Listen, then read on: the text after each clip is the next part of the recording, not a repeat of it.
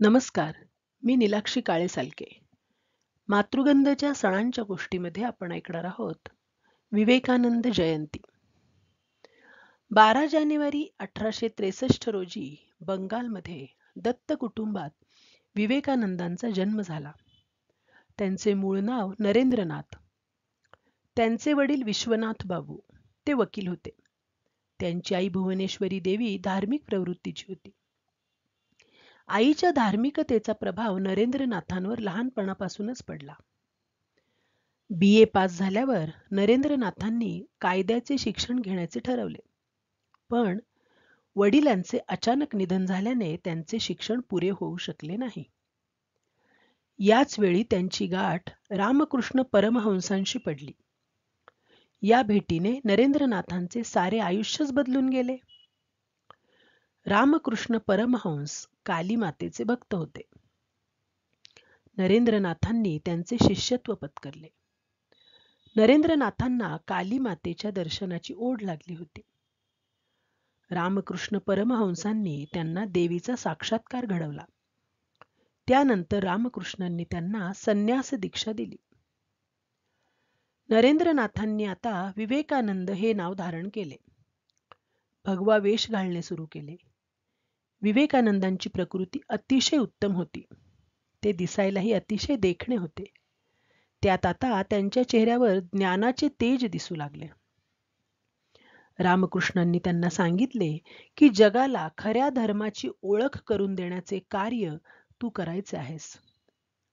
रामकृष्णांच्या निधनानंतर विवेकानंद साऱ्या देशभर हिंडले. त्यांनी देशातल्या परिस्थितीचा अभ्यास केला.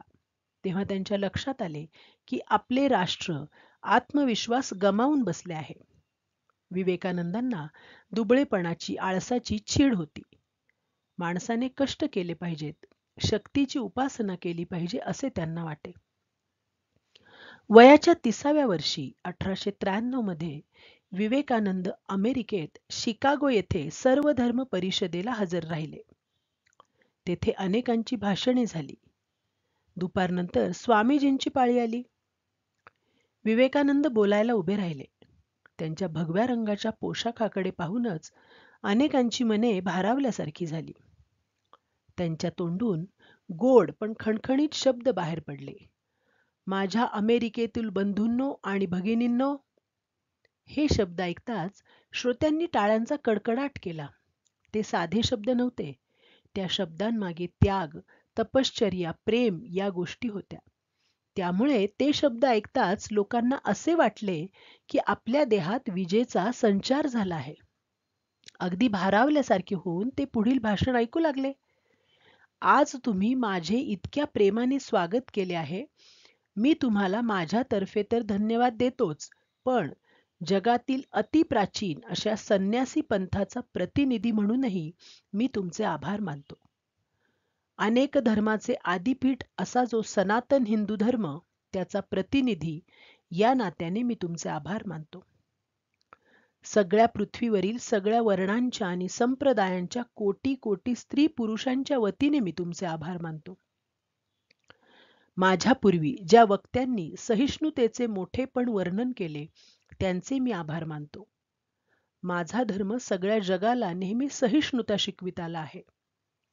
जगातील सर्वच पंथांना आमचा धर्म चांगला म्हणतो.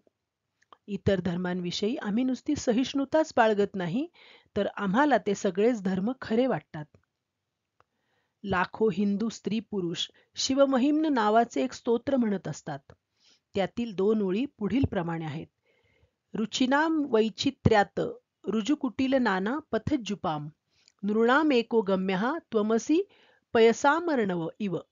म्हणजे निरनिराळ्या ठिकाणांहून निघणारे निरनिराळे नदी नाले ज्याप्रमाणे समुद्रात मिळून एक होऊन जातात, त्याप्रमाणे आपापल्या आवडीनुसार निरनिराळ्या पंथांनी जाणारे भक्ती मार्गाचे वाटसरू हे ईश्वरा शेवटी तुलाच येऊन मिळतात.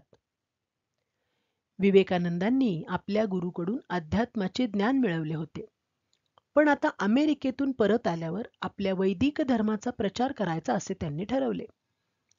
आपल्या देशातल्या दरिद्री नारायणाची सेवा करायची अशी त्यांची इच्छा होती. त्यासाठी त्यांनी रामकृष्ण मठाची स्थापना केली. देशात ठिकठिकाणी अद्वैत आश्रम व सेवाश्रम स्थापन केले. यामुळे सुशिक्षित लोक आणि विद्यार्थी आपल्या कार्याकडे ओढले जातील, त्यांच्यात आत्मगौरव निर्माण होईल असे त्यांना वाटत होते. त्यांचे कार्य आजही चालू आहे. रामकृष्ण मिशनचे स्वयंसेवक देशात ठिकठिकाणी जनसेवेचे कार्य करतात. भारताचा राष्ट्रभक्त संत अशा उचित शब्दात लोकमान्य टिळकांनी विवेकानंदांचा गौरव केला होता. उठा, जागे व्हा आणि कार्य पूर्ण होईपर्यंत थांबू नका, असा विवेकानंदांचा संदेश आहे. कन्याकुमारी येथे विवेकानंदांचे भव्य स्मारक उभारण्यात आले आहे. धन्यवाद.